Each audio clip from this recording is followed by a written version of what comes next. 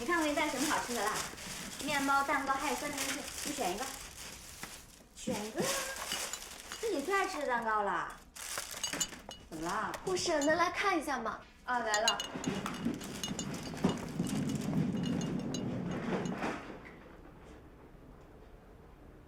怎么了？我再说一遍啊，目标是同心医院附近步行20分钟以内路程的2手房，最好有装修。好，就这么说定了啊！明天争取把你说的3套房全都看了。好嘞，好嘞，OK， 拜拜拜拜拜拜拜，哎。日理万机啊，你这是？是啊，好不容易有个休息时间，还不多看几套。你现在守护囤的怎么样了？哪儿呀？同心医院什么地段？那房价，我就先随便看看，然后呢，再算算自己什么时候能把钱给存够。你说你这天天啊抠了吧唧，把钱省下来，就是为了这套房，对吧？当然，我的梦想就是要有一套属于自己的2手房，在同心医院附近，每天上下班步行，这样多好，又省钱又环保。那关键是，那这套房就你一个人住，那也不是个家呀，是吧？当然不是啊，我要跟我未来的老婆在里面住，而且还要在里面生孩子。那问题就来了，老婆呢？老婆在哪儿呢？都没影子是。这确实是一个悲伤的问题。哎呀，我现在不是在努力的相亲吗？谁都跟你似的，随随便便就跟家人妹妹在医院里搞出那么大眼地。哎，这对你难啊！你这也太损了吧！我再给你一次机会，王医生，你刚才看到什么了？我刚才看到家人妹，她其实挺努力的，教家人挺好的。平常的时候你别老在医院里去说她。教家人，挺好的。你上啊，又没有人跟你抢。3天底的虽好啊，可她不是我的菜。我喜欢的类型是软妹子，萌萌的，喜欢毛绒玩具，然后她一出现，就会有粉色泡泡冒出来的那种。黄宏，有确定人选是不是？有确定人选了，在这给我演呢，没有，我就是随便说说。是谁？真没有。你跟我说，我又不会跟别人说。哎呀，真的没有。你满足一下我的好奇心，可不可以？不是，你真没有。这对你买啊，你买。啊？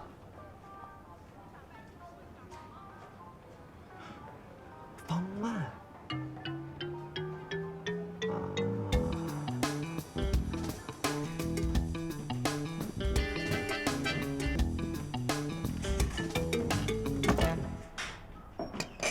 回来了，我照着你上次说的绿豆汤煮了一锅，要不给你盛一碗？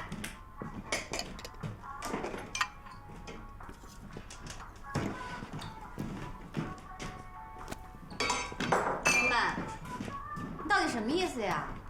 我哪里得罪你了？你怎么突然对我爱答不理的？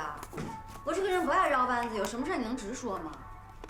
你不爱绕弯子，那你为什么在我面前装？我装什么啦？你就是关系户，还跟我装傻装穷，我还真信了你了，像傻子一样被你哄，居然还给你猜谁是谷院长关系户，指不定那时候把我想成什么。来，我给你看啊，这是我在昆明实习的照片，这是我在医学院上学的照片和丽江我们镇的照片，这里的照片你都随便看，啊。就算我有关系有后台，我干嘛跟你装成这样？我图什么呀？我就为了耍你啊！可是，你要是没有点特殊，谷院长为什么给你亲自开那么多绿刀？什么成绩都没有，邓大神就能当你代教，邓大神不愿意，徐老师还要你，简直就跟开花一样。我真的不知道谷院长跟徐老师心里是怎么想的。我也不知道，原来他们私底下对我这么照顾。好，就算我被特殊照顾了，我也没有对我的工作有一丝毫的懈怠。可是，你就算不相信我说的，你应该相信你亲眼看见的吧？咱俩相处这么多天，你真的觉得我像关系户吗？不想。你要是有那么厉害的背景，也没必要和我一个小护士演那么多戏。况且你还掰了3000个瓶子，跟所谓的关系户又不一样。对不起啊，我没有好好考虑，就都怪你身上。你生气了？气，当然生气了。我煮了这么大锅绿豆汤，你居然都不省力。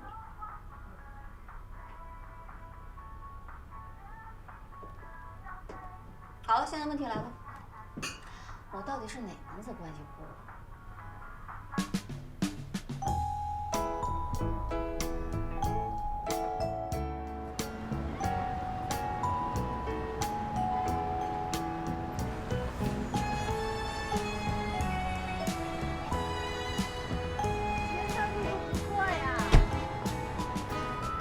干嘛呢你们？等你呗，等我？干啥呀？有话想问你。啥事儿啊？你为什么跟我说他是关系户？你是怎么知道的？这不全同心都知道吗？我怎么不知道呀？就是啊，你看他像吗？具体情况我也不清楚。你记不记得上次他拓展训练没有去，后来古院长来急诊室问我怎么回事儿，还亲自帮你请了假。不然你以为这事儿就这么过去了？对哦，好像这件事情除了邓大神骂了我一顿以外，别的人就没有提过这茬了呢。就是，古院长帮你一个新人请假，这咱们同心史上第一遭啊！哎，你不会一点都没听说吧？不知道了。哎，你不会真是古院长的私生女？你胡说什么呢？这能乱说的吗？我怎么有种不祥的预感？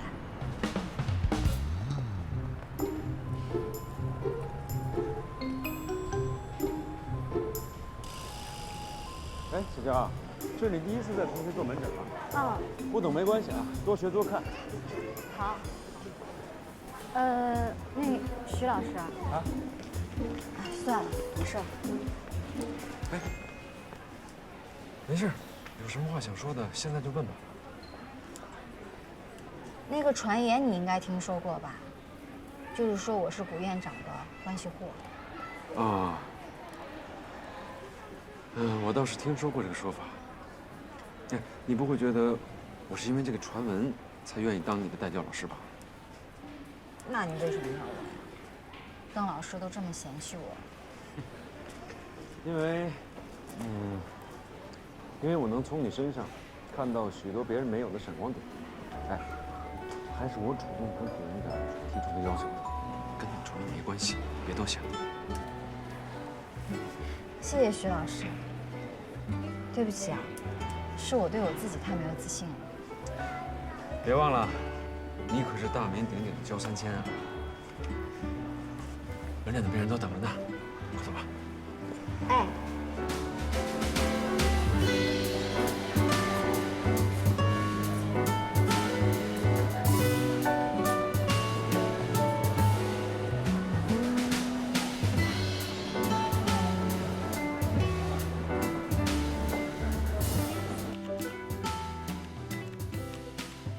小娇啊，待会儿不用紧张啊。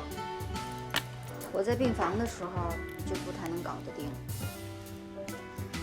这个门诊跟查房啊不一样，你就当从头开始学啊。这个仔细一点，耐心一点，实在不行还有我呢。今天门诊是1个上午。行，那我们就开始。好。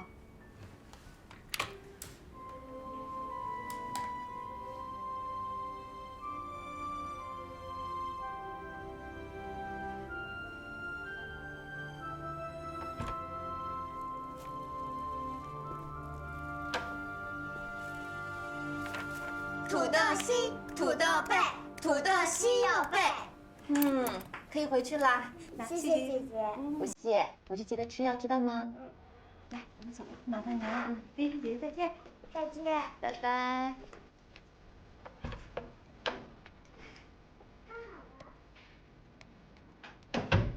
不错啊，今天豆还得有一套。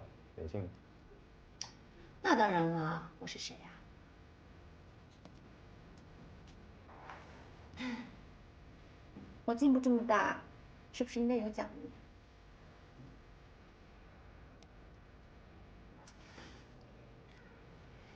放心吧，昨天是跟你开玩笑呢，别太当真啊。说吧，想要什么奖励啊？想知道手术。就知道，给你准备好了。明天你主治的那个病人，腹壁肿瘤切除术。我不想做这种手术，我想更难的那种。想做2级手术啊？对啊。明年。好吧。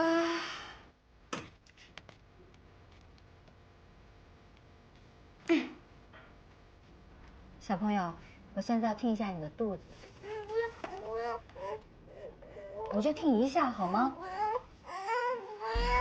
可是你不让我听的话，你的病是不会好的。听一下好吗？医生，你听见什么的啦？别把孩子弄疼了。我还没有碰到他呢。没事，没事，我来。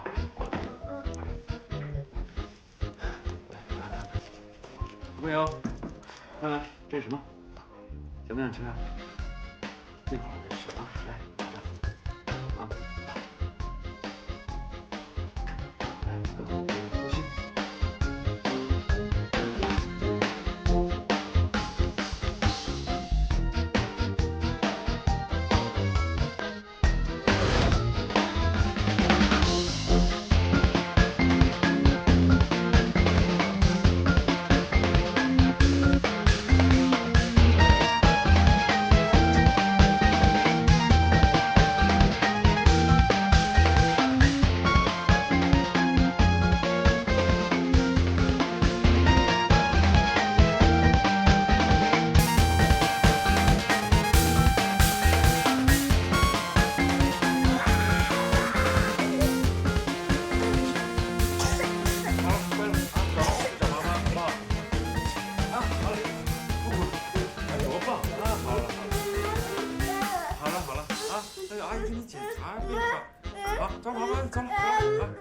开了3天的药，连吃3天就好了啊。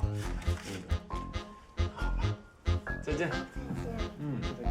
再见啊，吃点药就没事了，乖。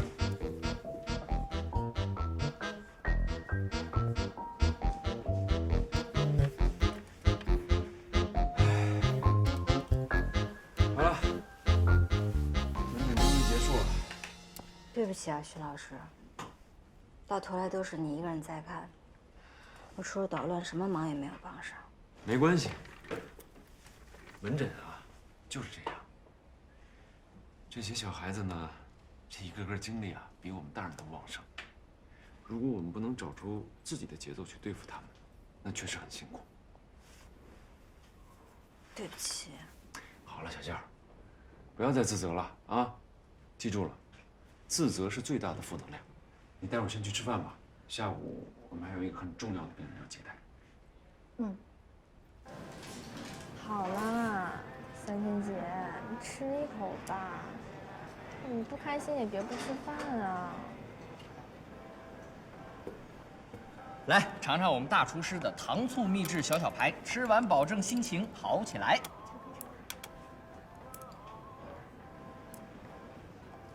别想了，刚来的都这样，慢慢适应就好了啊。你在云南的时候不是做过门诊吗？那边不这样吗？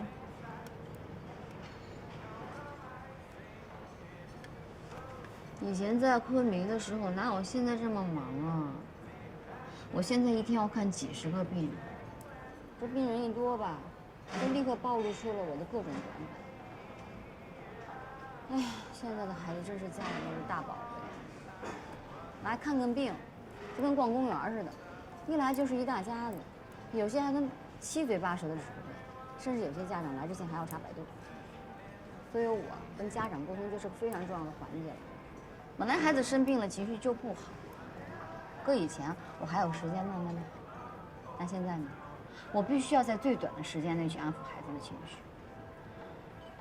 哎呀，这实在是太难了，我甚至都怀疑我是不是不适合做儿科医生。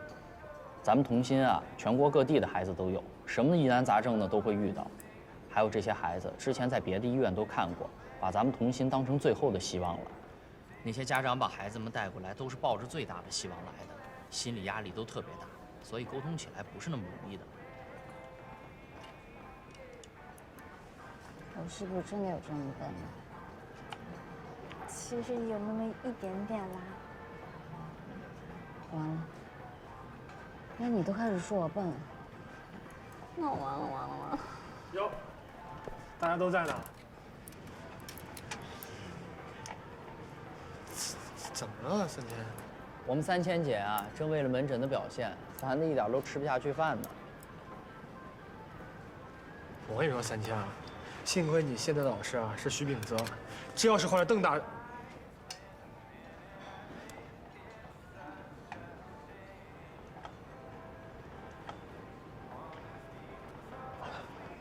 对了，曼曼，我有礼物送你。这么多啊！还有 KT 猫，你怎么攒的？你太大方了吧，谢谢。没事，回头啊我再攒点，到时候一并给你啊。我还有个病人，那我就先走了啊。好吗？拜拜。拜拜。哎，这么多年啊，没想到啊，我还是第一次听说 PICU 的抠王大方。什么呀？人家是真大方，你看这么多呢，你知道这东西多难攒吗？我觉得你俩这关系不简单呢。吃饭。哎，家人吃饭，吃。快吃一口吧。尝一口，尝一口。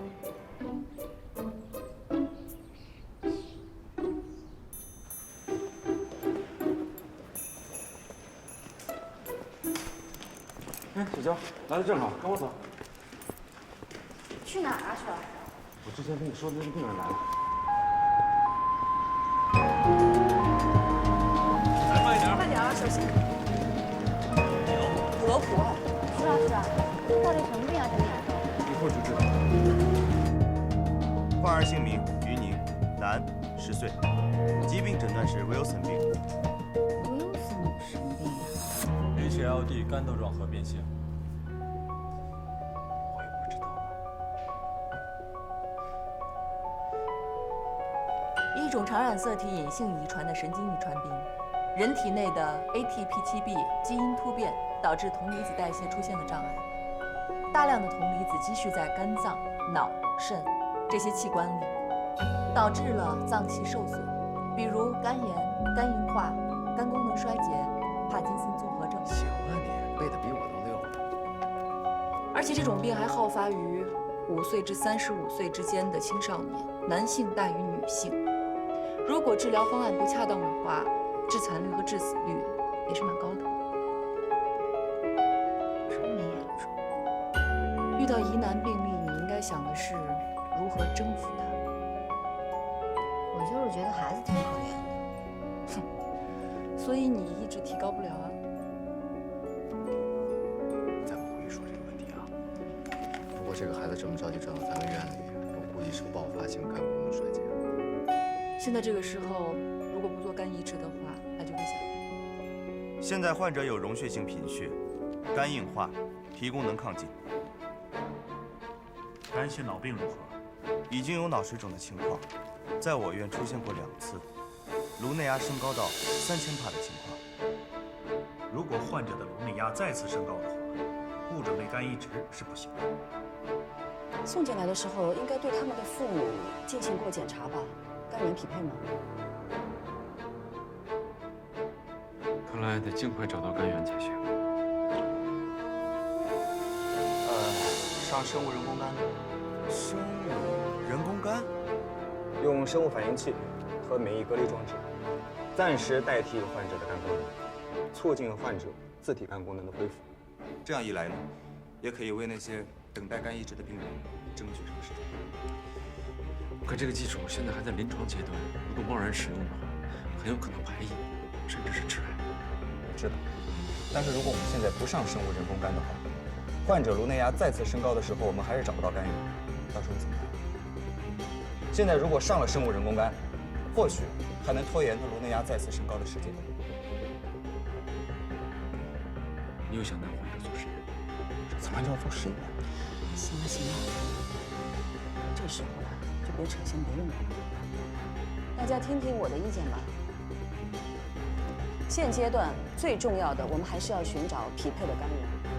当然，这段时间里面，我们对患者进行常规治疗。如果在找到肝源之前，颅内压再次升高，就上生物人工肝，有意义吗？都没意见是吧？好，那就这么定了。好，那我接下来讲一下具体病情。生物人工肝，以前只是听说过。这都是顶级的大手术，咱们还是别想了。要是能够参加这台手术就好了，一定能够学到很多。我赌你进不去哦。咱们走着瞧。OK。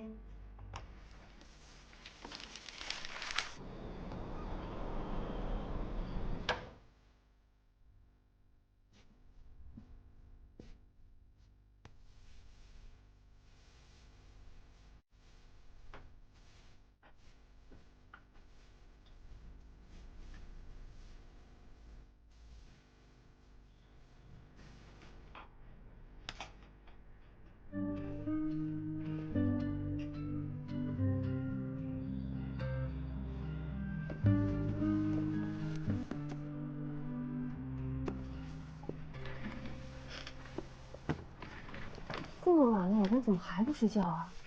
啊，睡不了，马上有大手术了。什么大手术？肝移植。我跟你说，永泉，如果能拿下这个手术，什么职位啊、工资啊、资历啊，反正都不是问题了。你这种话说那么多年了，天天见你做手术，没见你把钱涨上去呢。不能光想着钱啊！哎，对了，这给你。什么？面膜。微敷，你买的？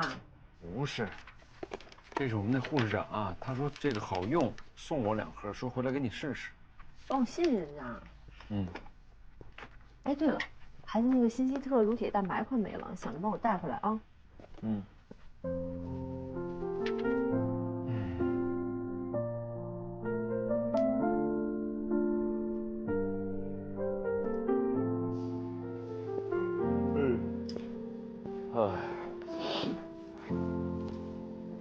哎，佳佳还没睡呢。啊？嗯。哎呦，我跟你讲，今晚急诊都快炸了，全是人啊。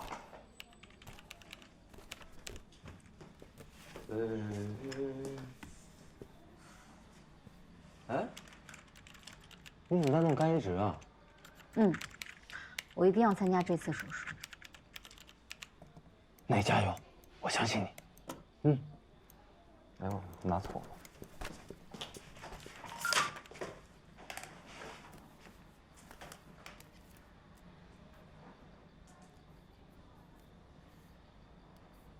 师兄。啊？什么事儿？啊，没事儿。哦。哎，对了，你饿吗？我正好我想去弄点饭，你想吃点啥？不用了，火锅面。谢谢啊。不客气。家人，在上海还好吗？生活上习惯吗？工作怎么样？哪你想那么容易啊？这里跟我们老家差别太大。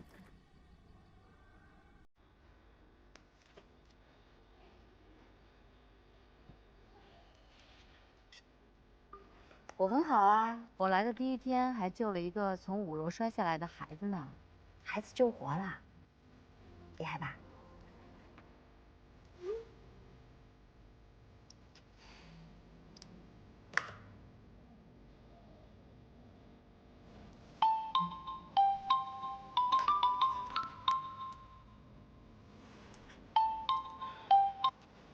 喂，家人。你怎么把电话打过来了？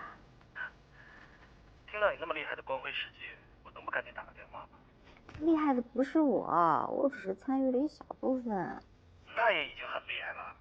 你在咱们医院轮转的时候，我就觉得你特别优秀，不愧是能被童心选中的人才。哎，对了，那边的老师和前辈们是不是都很照顾你啊？都对我挺好的，就像在昆明一样。那我就放心了。小师妹果然人见人爱。哎，对了，过2天我有个惊喜要给你。什么啊？搞得神神秘秘的。都说是惊喜了，哪能现在说？记者来叫我了，我先挂了。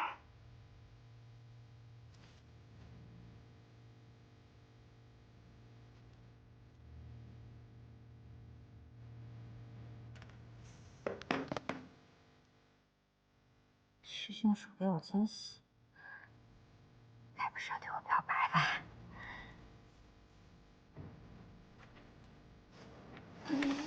哎，你也来了。来，师妹，先不玩这个啊。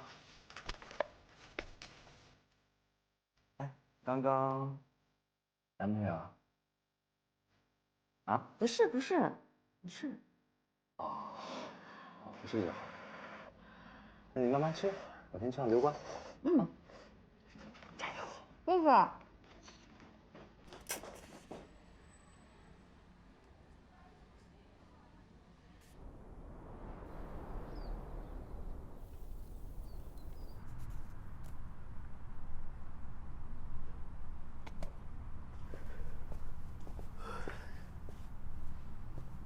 老公啊，你这一晚上没睡觉啊？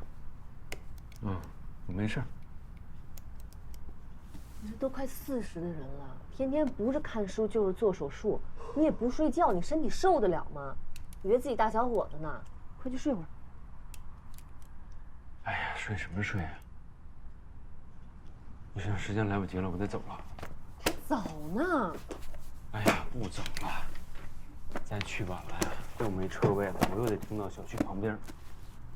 你说你们童心有什么好的啊？你工作10几年了，连个车位都不给你。快了，再有2个月我就满15年了，到时候就有自己的停车位了。走了。啊？哎，你等会儿，我给你拿个面包。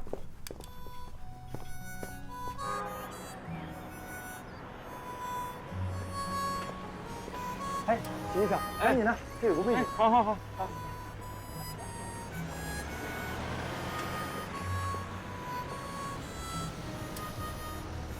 来，倒。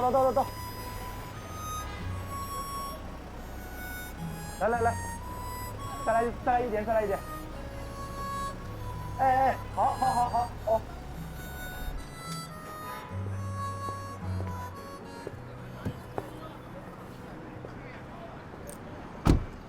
谢谢啊，小何。哎，没事，徐医生。如果我没记错的话，您还有2个月就有专属车位了吧？你记性不错呀。那是，就怕到时候您习惯成自然，还来这里找车位。怎么会呢？行，你忙着啊，我走了。还差2个月，就是整整15年了。在这14年零10个月里，徐秉泽一直是童心任劳任怨的许医生，是古老师的好学生，是邓子昂的好师哥，是所有人的好同事。哎，坐吧。现在，他还是焦家人的好师傅。在这么多身份之下，他逐渐失去了自我。或许只有他知道，他太需要一个机会能证明自己了，太想让所有人明白，自己除了这一份兢兢业业，还有高超的医术，还有在医学上的追求和理想。而眼前的这台肝移植手术，可能是他最好的机会。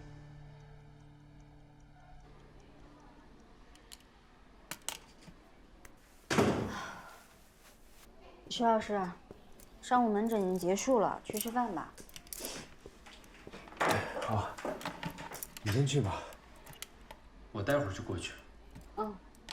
那我去了。先去。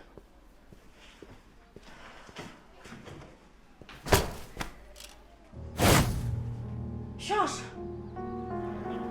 哎，你说你又坑我双鞋，你什么时候能把鞋先给我？我什么时候坑你双鞋了啊？真是刚哎，别跑这么快，你刚吃完饭，小心肚子不舒服。哎，我这还没吃呢。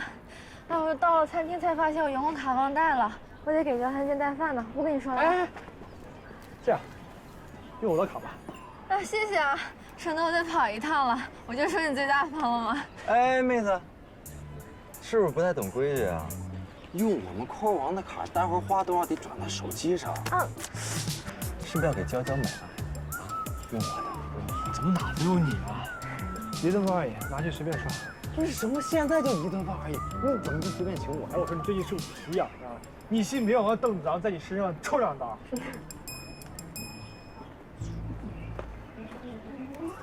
哎，你别走呀，我请你吃饭呀！不用了。我要请他吃饭的，是他自己不吃的啊。你们还真有意思。走吧。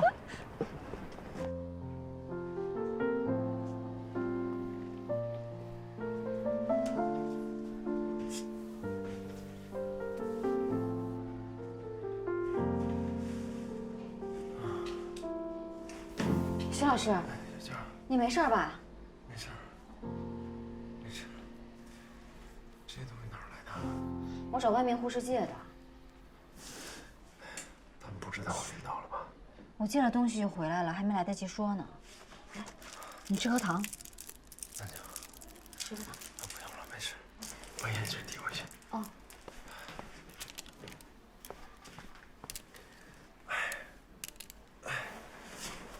要不下午跟主任请个假，让他把下午的手术重新安排下人手。千万别，我休息会儿就好，别耽误工作。可是，哎，小佳，你听我的吧，要是让人知道我连手头的工作都坚持不了，我还怎么争取别的工作？我的意思是，现在科里人手本来就不够，如果我再请假的话，我会给别人添负担啊，不用。可是你已经过度疲劳了。再这样下去的话，真的会累坏的啊！我是医生，我心里有数，啊。小佳，你答应我一件事，我晕倒这个事儿，千万不能让任何人知道。好，我不说。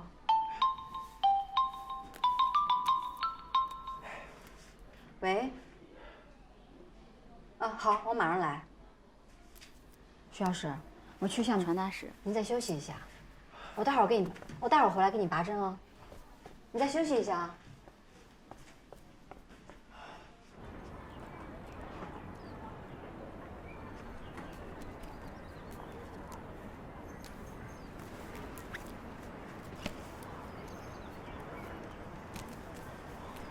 师兄，快递收到了，我现在准备把它打开喽。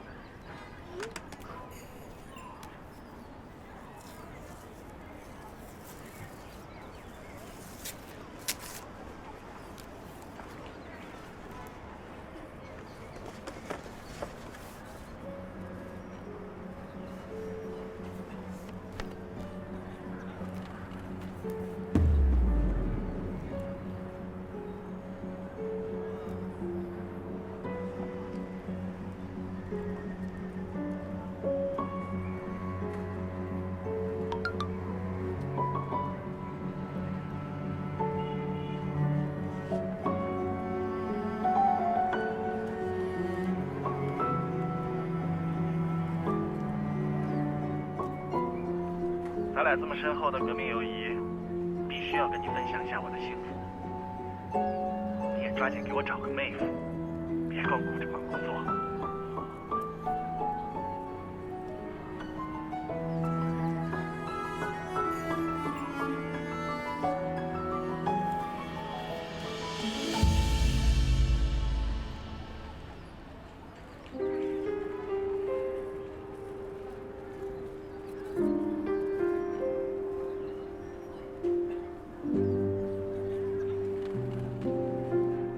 我知道，你一定会觉得我无情无义，但是，我这么对你是有我的理由的，请你理解我，好吗？我知道，一时之间你肯定接受不了，但是就算我把你留在身边，迟早有一天我们还是会分开的，就像现在的我一样，要学会放手。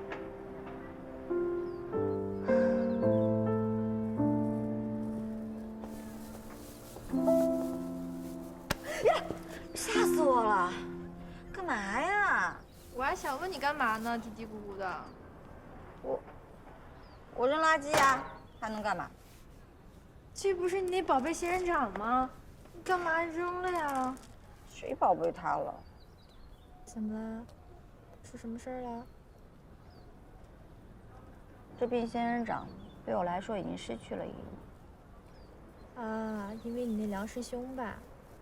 你不会跟人家表白被拒绝了吧？真要这样，那倒好了呢。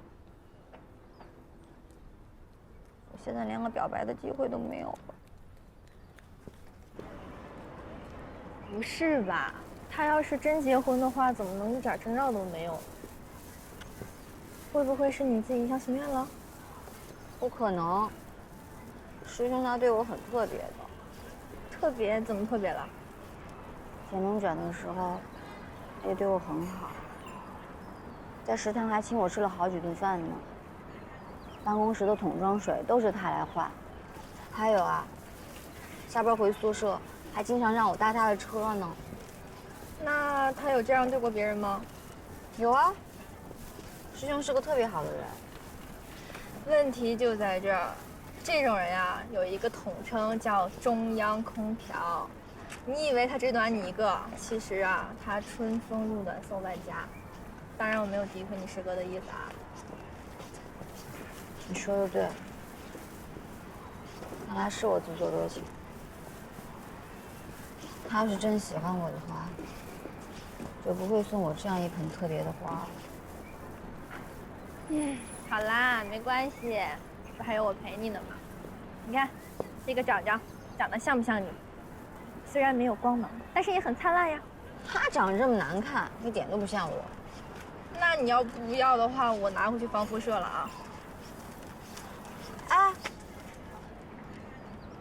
还给我，我也要防辐射。徐医生。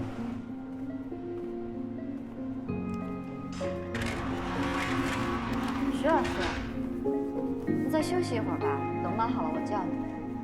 没事，已经好多了。别的医生麻醉的时候都不用盯着他，你好细心哦。习惯了。你还记得这孩子吗？当然记得了。陆正宇的病呢，可能是阑尾炎引发的腹膜炎。你确定那小姑娘没看错？这个你放心，我非常确定。真的不是肠胃炎吗？不就是肚子疼，有点发烧吗？小雨的症状已经是阑尾炎的症状了，你应该早点带她来看医生。我这也是怕耽误了孩子学习嘛。我现在给你注射止疼药，一会儿就好了。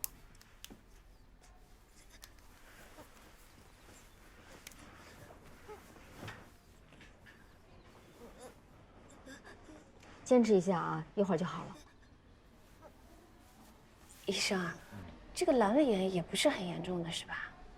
一般早期的阑尾炎呢并不严重，但是小雨错过了最佳治疗期，而且已经穿孔了，并且导致了腹膜炎，所以呢必须在恶化前尽快手术。还要手术，这么严重呢？你先别着急啊，即使是手术，也不会是很严重的手术，放心。你对小雨印象挺深刻啊。小雨这孩子很特别，总是一副心事重重的样子，还不愿意跟人说话。对病人用心是好事。您不也一样吗？一定要看到病人麻醉好了。哎呀，我不像子昂，在技术上本身就有天赋，所以啊，我只能在细节上多做一些努力，比如说多观察呀，这样就能在其他方面减少失误。走吧，走。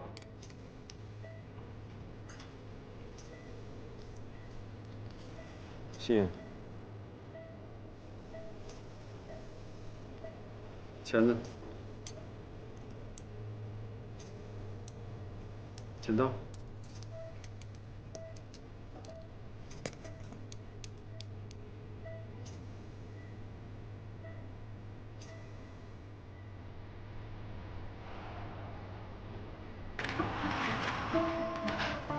徐老师，刚才最后的时候我是不是没有跟上你？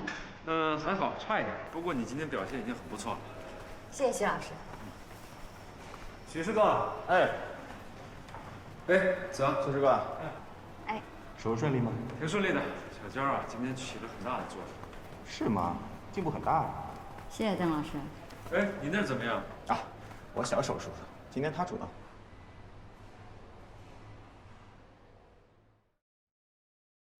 大家好，今天我们的话题是孩子得了先天心脏病怎么办？